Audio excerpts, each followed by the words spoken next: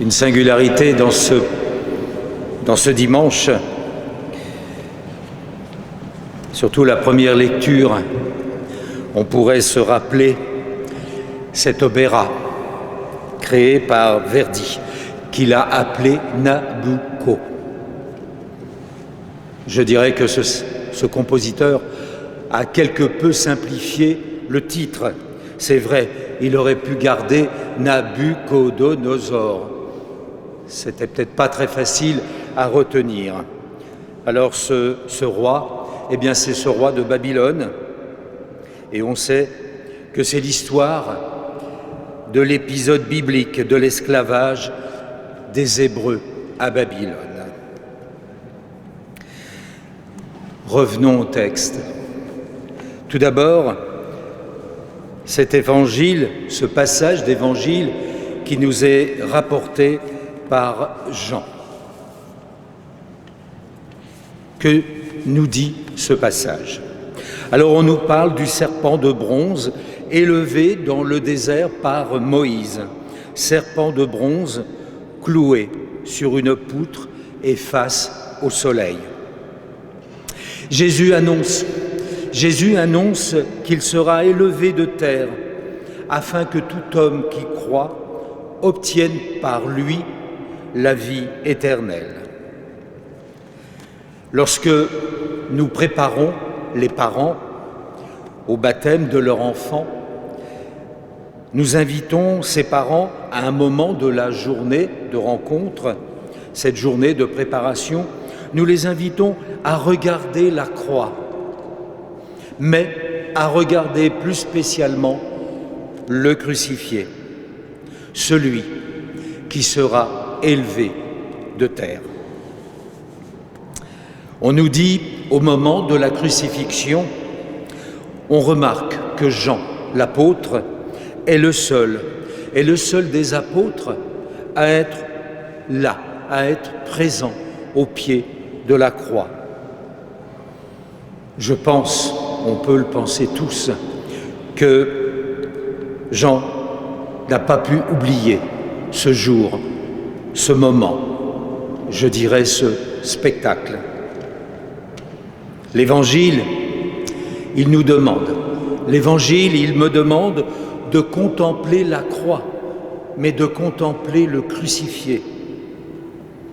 Cette dévotion de la contemplation que parfois on oublie, eh bien, a toute son importance.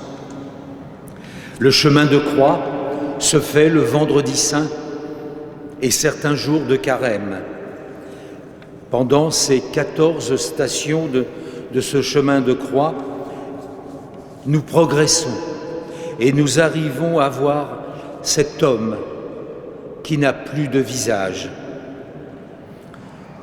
Nous voyons cette icône vivante de l'amour. Il s'offre au regard de chacun sans jamais épuiser le mystère. Alors, pas spécialement pendant le carême, voire la semaine sainte, n'ayons pas peur de regarder la souffrance. Beaucoup de bénévoles, par leur quotidien, contemplent le Christ élevé de terre avec foi et confiance. Et puis dans ce passage, eh bien, on nous parle de Nicodème. Nicodème qui a peur du qu'en dira-t-on, qui a peur des autorités. Oui, il a peur parce que Jésus amène la contradiction. Jésus dérangeait la religion du temps. Mais il y a un entretien avec Nicodème, entre Nicodème et Jésus. Jésus dit à Nicodème, on remarque qu'il n'y a pas de dialogue entre deux, il y a une parole, c'est-à-dire que Jésus enseigne. Alors, Jésus dit une phrase extraordinaire, une phrase merveilleuse. Car Dieu a tellement aimé le monde qu'il a donné son Fils unique. Cet adverbe « tellement » marque l'intensité de la parole ou de l'action. Cet adverbe « tellement » qui est mis avec le verbe « aimer », eh bien cela implique une conséquence. Donner son Fils unique. Par ces mots, on se met à comprendre que Dieu n'a pas aimé le monde à 50 ou 60%. Pour Dieu, c'est tout ou rien. C'est ça, la radicalité de l'Évangile. Dieu n'a pas donné son superflu. Dieu a donné son quotidien. Il a donné son Fils unique. Il a tout donné. Il a donné son Esprit Saint. Il a donné sa parole, son amour, sa présence, sa paix, son Église. Alors est-ce que ces deux mots, tellement aimés, est-ce que ça ne devient pas une forme de prière? Et peut-être que de ce fait, du fait de cette prière, eh bien cela nous rend un peu plus familiers avec Dieu. Est-ce que ces deux mots, tellement aimés, ne deviennent pas une force pour comprendre, pour aimer, pour servir tant de personnes, tant d'enfants, tant d'exclus, qui ont faim et soif, qui sont torturés par leur foi, par leurs idées politiques.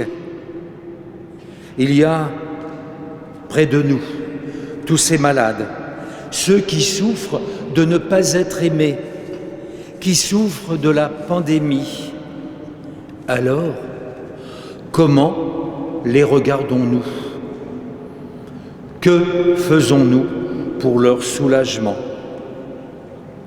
Tellement aimés, c'est une espérance vivante qui nous est donnée.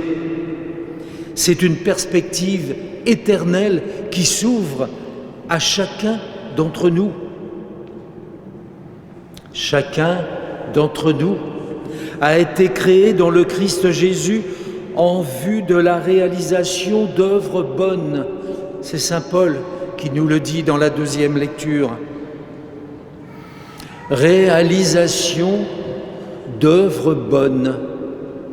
Eh bien, il y a par-delà le monde, il y a dans notre paroisse des bénévoles, des hommes, des femmes, de tout âge, de toutes conditions, qui donnent parce qu'ils aiment tellement.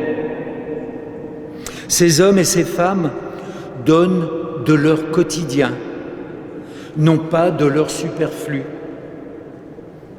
Ils donnent leurs compétences, ils donnent leurs talents. Ils regardent le visage défiguré d'un être humain maltraité peut-être depuis son enfance, d'un chômeur, d'un alcoolique, celui qui n'a jamais entendu parler de Jésus. Et de ce fait, eh bien, il ne peut pas croire. Il reste dans les ténèbres, parce que peut-être on ne leur a jamais parlé de la lumière. Alors, nous devons être à l'écoute. Nous devons accompagner ces nombreux bénévoles qui prennent part à une mission. Et on doit cheminer avec eux afin de mieux sentir quel est leur regard sur la mission. Et je dirais que c'est cela, la diaconie paroissiale.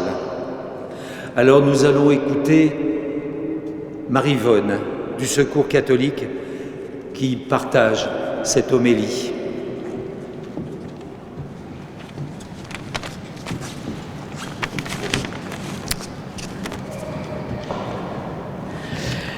Nous venons d'entendre, selon saint Jean, que Dieu a tant aimé le monde qu'il a envoyé son Fils unique nous sauver. Comment le remercier d'un tel cadeau? En étant un ardent apôtre à sa suite chaque jour peut-être. J'ai compris cet appel à Lourdes, à la Cité Saint-Pierre, en mission au service des démunis, des malchanceux, des fragilisés de la vie, des laissés pour compte. Là, je me suis sentie interpellée à vivre ma foi autrement, en intégrant la grande famille du Secours catholique. Habitée par la force de l'Esprit Saint et de la prière, j'ai dit oui à l'engagement en fraternité solidaire, chaleureuse et catholique.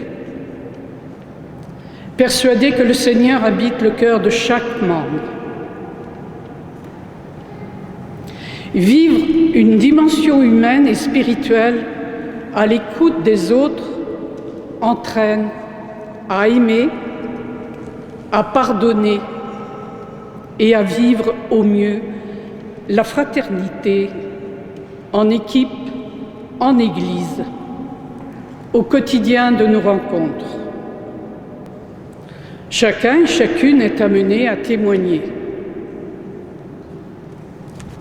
Le pape François nous dit « Être pauvre de cœur, réagir avec humble douceur, savoir pleurer avec les pauvres, rechercher la justice avec faim et soif, semer la paix autour de nous, accepter chaque jour le chemin de l'Évangile, c'est ça la sainteté. »